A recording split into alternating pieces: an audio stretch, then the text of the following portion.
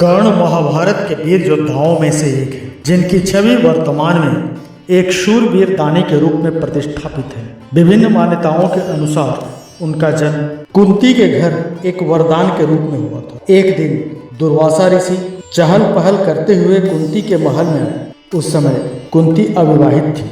तब कुंती ने पूरे 1 वर्ष तक दुर्वासा ऋषि की सेवा की थी। सेवा भाव के दौरान दुर्वासा ऋषि ने कुंती के भविष्य को अंतर्मन से देखा और कुंती से कहने लगे, तुम्हें राजा पांडु से कोई संतान प्राप्त नहीं होगी। इसके लिए तुम्हें एक वरदान देता हूँ कि तुम किसी भी देवता का स्मरण कर उससे संतान प्राप्त कर सकती हो। इतना कहने के बाद दुर्वासा ऋषि वहां से चले गए। तभी उत्सुकता पूर्वक कुंती ने सूर्य देव का ध्यान लगाना शुरू किया।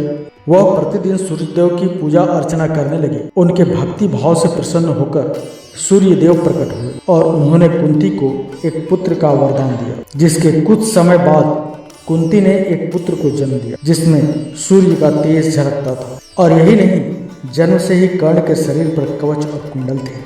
अविवाहित होने के कारण लोक लाज से बचने के लिए कुंती ने अपने पुत्र को एक टोकरी में रखकर गंगा नदी में बहा दिया था, जहाँ कुछ ही मीलों दूर महाराज धृतराष्ट्र का सारथी अधिरथ और उनकी पत्नी राधा नदी किनारे कपड़े धो रहे थे। उसी समय उन्होंने एक टोकरी को बहते हुए देखा और नदी से बाहर ले आए, जहाँ उन्होंने देखा एक नन्हा सा बालक रो रहा है, जिसे देख दंपति जोड़ा काफी खुश हुआ और उन्होंने उसे गोद लेने का निर्णय लिया।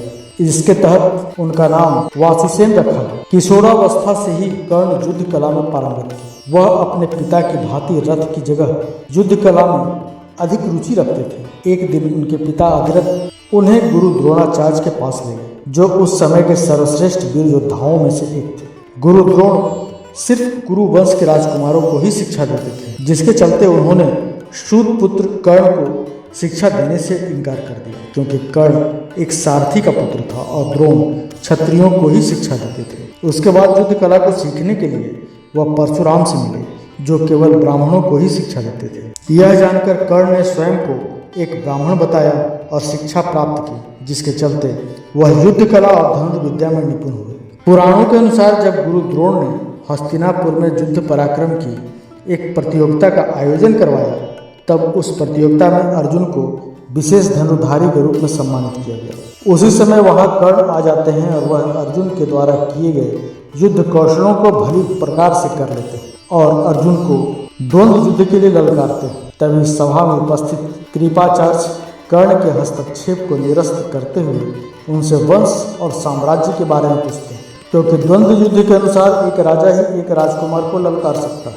उसी समय कौरवों में दुर्योधन ने जाना कि एक कर्ण ही एक ऐसा योद्धा है जो अर्जुन को मात दे सकता। इसलिए दुर्योधन कर्ण को अंग देश का राजा घोषित कर देता, ताकि कर्ण द्वंद्व युद्ध के योग्य हो जाए। उसके बाद कर्ण ने दुर्योधन से पूछा कि तुम्हें इसके बदले क्या चाहिए। दुर्योधन ने जवाब दिया, मुझे तुम्हारी दोस्ती चाहिए, जिसके चलते दोनों एक दूसरे के घनिष्ठ मित्र बन गए। सूतपुत्र कर्ण एक उदारवादी और दानवीर योद्धा थे, जिसके चलते वह नित्य कर्म सूर्य भगवान की पूजा अर्चना करते थे। आस्था के प्रति विश्वास रखते हुए कर्ण धर्म के प्रत्येक कर्मकांडों को करते थे। उनकी वीरता के किस्से आज भी विभिन्न पुराणों में विद्यमान हैं। अंग देश का राजा बनने के पश्चात कर्ण सूर्य देव की उपासना के बाद दान करते थे। उन्होंने अपनी माता को यह वचन दिया कि महायुद्ध के दौरान वह अर्जुन के अतिरिक्त और किसी पांडव का वध नहीं करेगा, जिसके चलते उन्होंने अर्जुन के वध के लिए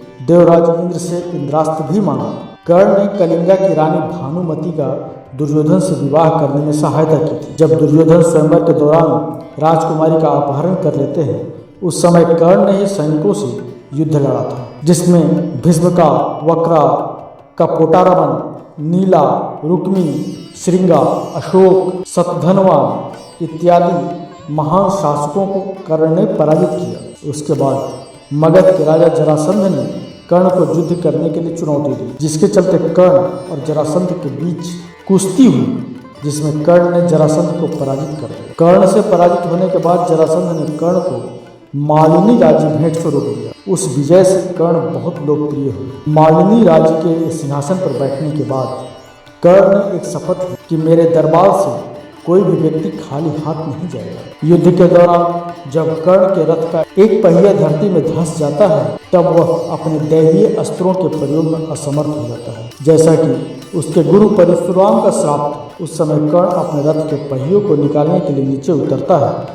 और अर्जुन से आग्रह करता है कि वह युद्ध के नियमों का पालन करते हुए कुछ देर के लिए बाण चलाना बंद कर दे। तभी श्री कृष्ण ने अर्जुन से कहा, कर्ण को कोई अधिकार नहीं है कि वह अब युद्ध नियमों और धर्म की बात करे, क्योंकि अभिमन्यु के वध के समय कर्ण ने भी किसी भी युद्ध नियम और धर्म का पालन नहीं किया था। तब कहा गया था कर्ण का सब धर्म, जब उसने दिव्य जन्मा द्रौपदी को पूरी कुरुस राजसभा के समक्ष वैश्या कहा था। इतना सुनकर अर्जुन ने कहा कि कर्ण अभी असहाय है, इसलिए वह बाण नहीं चलाएगा। तभी श्री कृष्ण ने अर्जुन से कहा, इस निर्णायक मोड़ पर अभी कर्ण को नहीं मारा गया तो संभवतः पांडव उसे कभी भी नहीं मार सकेंगे और यह युद्ध कभी भी नहीं जीता जा सकता। तब अर्जुन ने एक दैवीय अस्त्र का प्रयोग करते हुए कर्ण का सिर धड़ से अलग कर दिया। कर्ण के शरीर के भूमि पर गिरने के बाद एक ज्योति कर्ण के शरीर से निकली और सूर्य में समाहित हो। तो मित्रों, आपको ये कहानी कैसी लगी